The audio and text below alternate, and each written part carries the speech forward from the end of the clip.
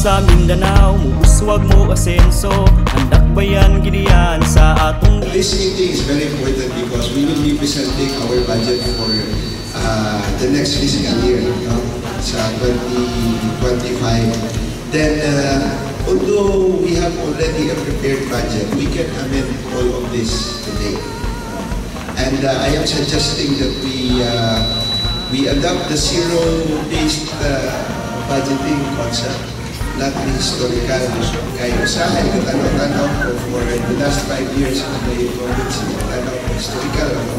So, on zero-based based needs sa ako ang sa ups na ko, expenditures and all other offices.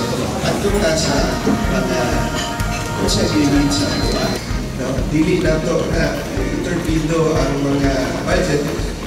Humanta makapresent ani kung dili kaya o lunsa, suggest naman ko ang ato ang City Budget Office to the Office of the City Mayor na kiniyo, dili nila ito kaya, ato lang i-slash ni kadaka or kini, ato lang ibalhin dire kung magkulang, mag-supplemental etc. etc.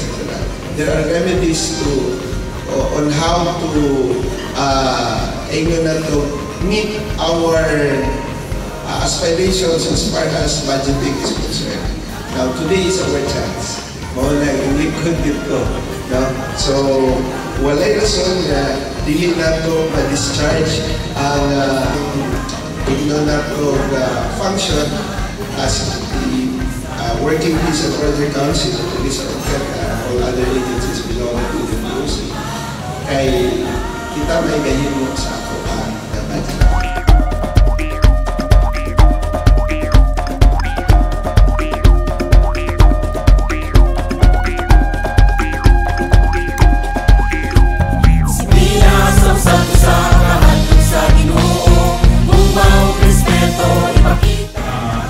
We prefer, or ako as the community chair sa Sangguniang Council ng Vision Order, I prefer inyong ang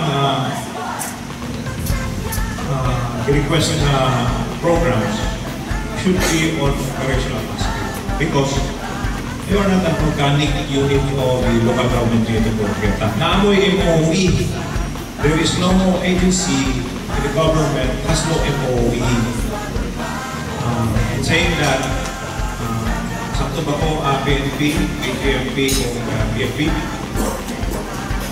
and be south of if I'm right na MOE because I asked this question because we wanted to focus our support on your operational aspect because ma-affect yung mga sa city not on your administrative aspect kung nilalain second priority ng administrative aspect. We should focus on, especially our PNP, ang daming crime incidents. We wanted to focus you on your operational aspect.